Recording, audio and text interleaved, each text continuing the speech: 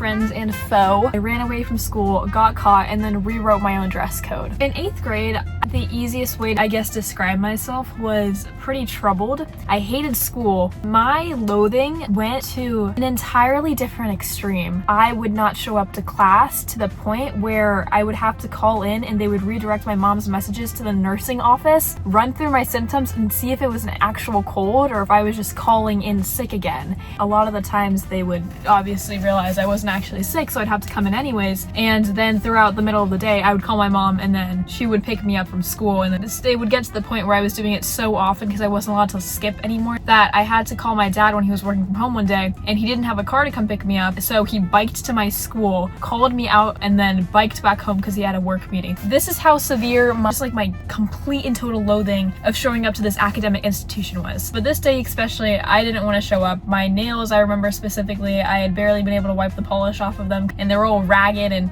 actually kind of how they are right now. So I guess not a lot has changed. I slink up the school steps. They have teachers lined up out there. One of the teachers stops everyone, puts both her hands out, steps in front of me. She says, "Shefali, what are you wearing?" At the time, well, my last video was of my really ugly outfits specifically from the 8th grade, so you can pull up any one of those and be like, yeah, what were you wearing? But she wasn't saying it to be a mean lady. Apparently, and this is also important to me, she really didn't know what was wrong with my outfit. Somewhere along the lines of her dissecting whatever the hell I had on my body, she decided that my shorts were too short or that my top was covering too much of my shorts. She said, "There's something not right here. I'm gonna need you to go to the principal's office. This isn't gonna cut it." I hear this and my blood boiled to maybe 300 million degrees Fahrenheit. I'm like, you want me to go to the principal's office? I'll go, I'll go. I'm gonna make sure that this is fixed. Thank you for bringing this to my attention. I walk through those doors. I beeline towards the opposite end of the school entirely, where I'm completely out of eyesight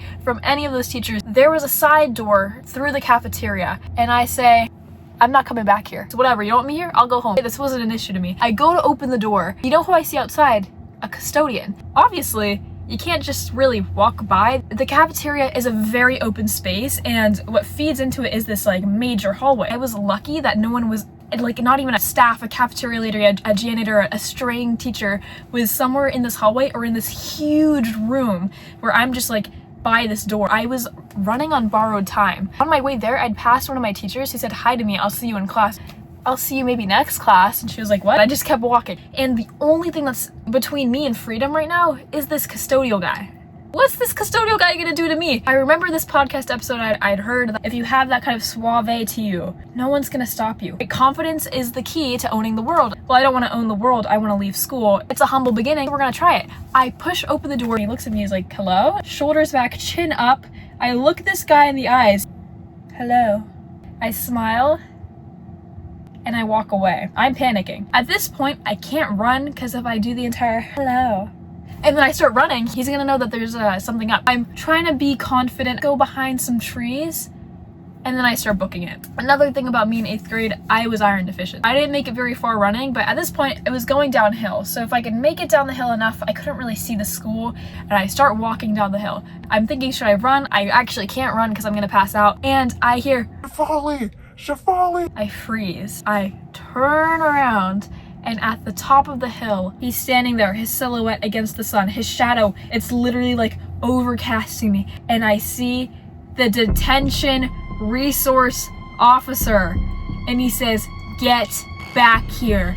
And now here I was faced with two options. I admit defeat, and I hang my head, and I walk up that hill, or I can pretend like I don't hear him. What do you think I did? I pretended like I didn't hear him. I walked a few hundred more feet, and that's when he starts running towards me. In my head, I'm like, I put my poker face on, I turn around, I'm like, "Hello, Mr. Blank." I call him Mr. S. "Hello, Mr. S. I didn't see you there. How are you?" He stops, he looks at me. "How am I? What are you doing out here?" This is when I have to come up with the save of the century. I say, I was just going home real quick to go change. Didn't they tell you? Tell me what? You didn't hear? They wanted me to go change my clothes." and he looks at me, he assesses, and he goes, Oh, walk together up the hill into the school, and he brings out principal, who now is no longer the vice principal because he got a DUI. but he hadn't been caught for that yet. And the principal.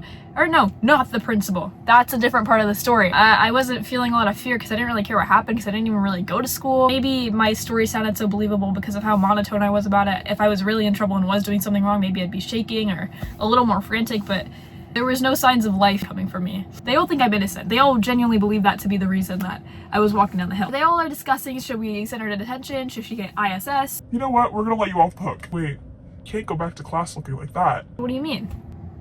They put me in the school's gym uniform. That was the only way I was allowed to go back to class. And I'm saying that like I had the option to go home. I'm wearing boy basketball shorts that go down below my knee. I go back to class. I think I went to gym, but they didn't make anyone change into the uniforms that day because activity we were doing wasn't strenuous enough. I was the only one at gym wearing the gym uniform. Everyone was like, oh, Shafali, why are you wearing that? Because I like it. Because I like this shirt. The hell's wrong with you? I was feeling the pressures of injustice. And there's a bunch of kids, little middle school boys wearing wife beaters with their shoulders out, and they're not wearing the gym uniform. They're not getting dress coded. Why? It hit lunchtime, and I was sitting on the bleachers. I have to do something about it. This was the time, lunch was gonna end in like 5 minutes, bell was about to ring, and you had to go to your next class. I went to my teachers, I said, I have to go to the principal's office. Why was I self-reporting? I don't know. They said, okay, if you wanna go, I guess go. Okay, I'll go.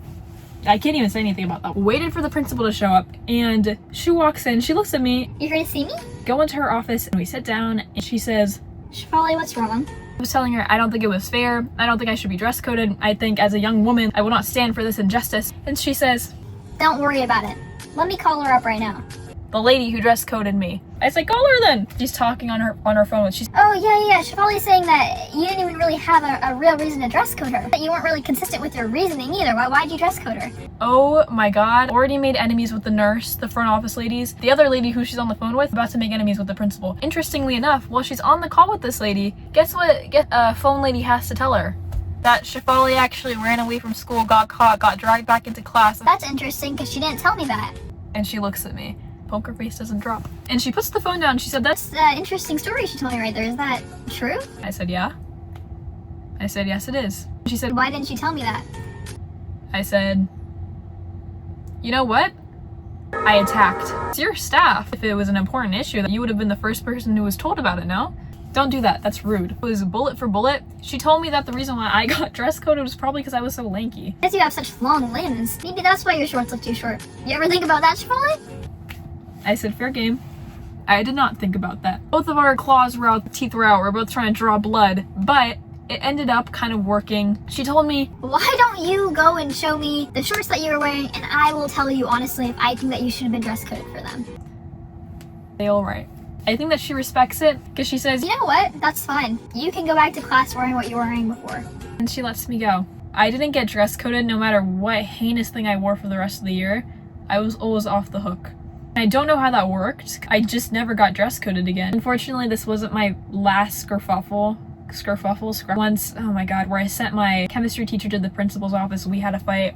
Depending on how this video is received, we'll see if you guys get another story time. Bye guys. I'll see you in my next video.